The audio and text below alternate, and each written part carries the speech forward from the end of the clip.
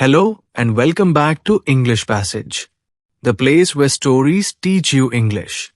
I'm so glad you're here. If this is your first time joining us, make sure to hit that subscribe button and turn on the notifications so you never miss a story-based English lesson. Today, we have a very exciting and helpful episode for all of you who love traveling or are planning your next trip. Our story follows a traveler named Anna as she visits a new country. Through her experiences, you will learn essential English phrases for airports, hotels, restaurants, public transport, shopping, asking for help, and meeting new people. By listening to this story and repeating the phrases, you will not only improve your vocabulary, but also gain confidence in speaking English in real-life travel situations. So sit back, relax, and enjoy the journey with Anna. Make sure to listen carefully, repeat the phrases aloud, and try to imagine yourself in her shoes. Let's get started on this English learning adventure.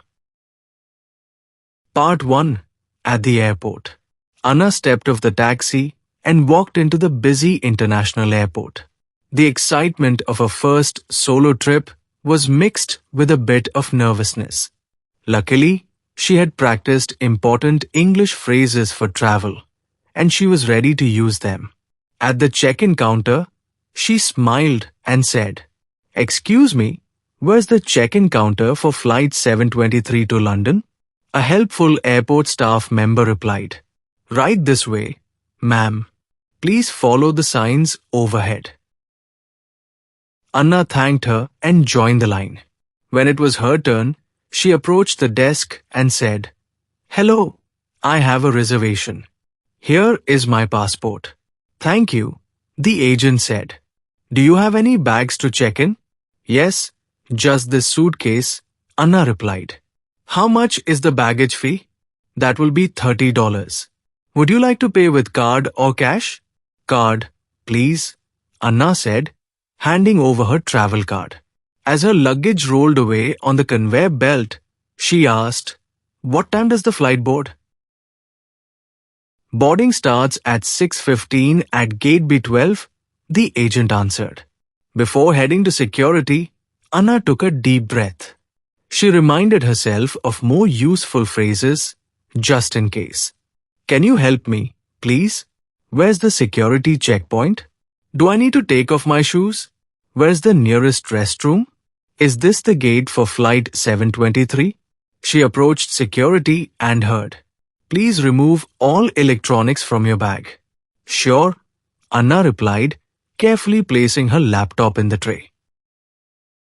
After passing through security, Anna walked around the duty-free shops. She practiced a few more phrases silently. "How much does this cost? Do you sell travel adapters? Can I try this perfume?" With her boarding pass in hand, she found a seat near her gate. A man sitting next to her looked confused, so she offered help. "Are you looking for your gate?" she asked. "Yes, I don't understand this sign," he said. Anna looked at his ticket. "Oh, your gate is a 21, it's on the other side. Just follow that hallway." "Thank you," he said with a smile. Feeling good about helping someone, Anna felt more confident in her English. When the announcement came, flight 723 is now boarding. She joined the line and showed her boarding pass and ID. "Have a good flight," the attendant said. "Thank you," Anna replied. On the plane, she asked the flight attendant, "Excuse me, may I have some water, please?" "Certainly," the attendant said, handing her a small cup. Anna settled into her seat, proud that she had successfully used English throughout the airport process. She reviewed the key phrases in her mind and smiled. Remember, these phrases can help you in many travel situations. Listen again and repeat aloud. "Excuse me, where's the check-in counter? I have a reservation. Here is my passport. How much is the baggage fee? Can you help me, please? What time does the flight board? Do I need to take off my shoes? Is this the gate for flight 723? May I have some water, please? She practiced each one softly, repeating them several times. Part 2. At the hotel. Anna finally arrived at her destination. After a long flight and a taxi ride through the city, she reached her hotel. The front entrance looked grand and welcoming, with golden lights reflecting off the glass doors. She entered the lobby, tired but excited to check in. At the reception desk, she greeted the hotel staff. "Hello, I have a booking under the name Anna Peterson." The receptionist smiled. "Welcome, Miss Peterson. May I please see your ID and credit card?" Anna handed over her documents and asked, "Can I have a room with a view, if possible?" "Let me check. Yes, we have a room on the 5th floor overlooking the city. Will that be okay?" "That sounds perfect. Thank you very much," Anna said.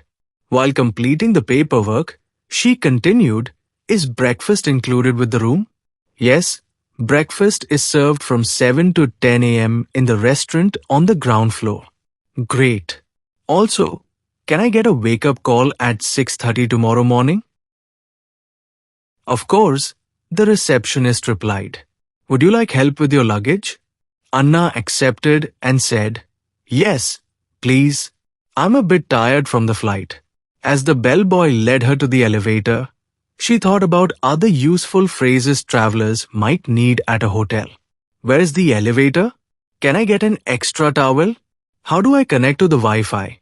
Is there a laundry service? What time is checkout?"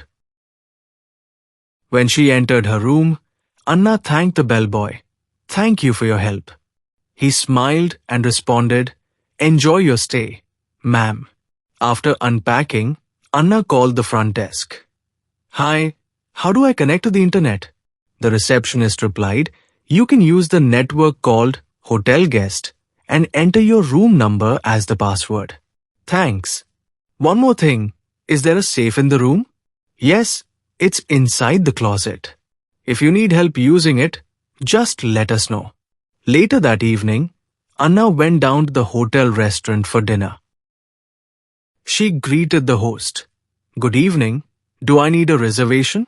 "No reservation needed." "Just one person?" "Yes. Please follow me."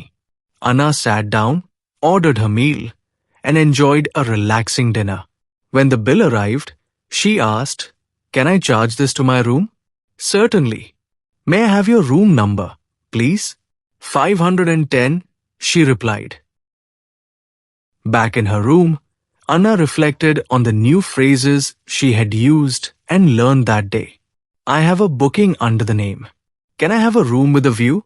"Is breakfast included?" "Can I get a wake-up call?" "How do I connect to the Wi-Fi?" "Can I charge this to my room?" She practiced each one softly, repeating them several times. Now it's your turn to practice. Listen carefully and repeat after me. "I have a booking under the name Anna. Is breakfast included? Can I get a wake-up call at 6:30 a.m.? How do I connect to the Wi-Fi? Can I charge this to my room?" Say them out loud. Try to imagine yourself in a hotel, just like Anna. The more you hear and repeat, the easier it will be to remember these helpful phrases on your next trip. Fantastic work finishing part 1 of our travel English story. We hope you enjoyed following Anna on her journey and found these travel-related English phrases helpful and easy to remember. In this video, we covered the first part of Anna's trip, where she used English at the airport and at the hotel. In the next video, part 2, we joined her as she explored the city, practicing English at a restaurant, getting around, shopping, asking for help, and meeting new people. Whether you're flying, checking into a hotel, dining out, navigating transport, or making new connections, these phrases will help you travel with confidence. Remember, the key to learning is practice. Listen to this episode again, repeat the phrases aloud, and picture yourself using them in real situations. The more you practice, the more natural your English will become. If you found this lesson useful, don't forget to like the video, subscribe to our channel, and turn on notifications so you never miss a story-based English lesson. Share this episode with a friend who's planning a trip. It might be just what they need.